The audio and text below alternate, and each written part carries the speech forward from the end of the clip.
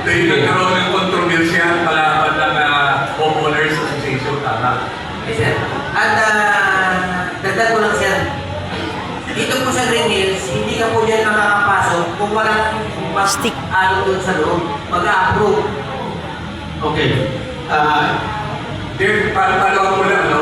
Kung bakit sa Marius na deliver, kasi congressman pa lang si Erwin Tulfo doon sa ACCIS.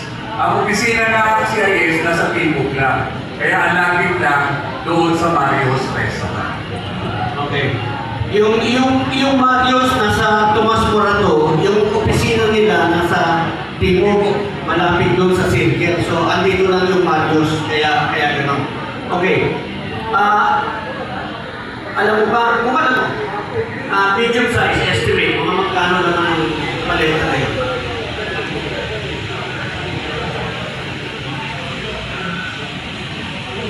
Sir, yung medium size po, sir, estimate po yung sir ng 40 to 50 million, sir. 40 to 50 million. Yes, Okay. po, sir. Puntahan natin si George Garcia. Hindi ko po kamag-anak yan. Si George Garcia, kaya ako interested. Kasi nung pinailan ko ng disqualification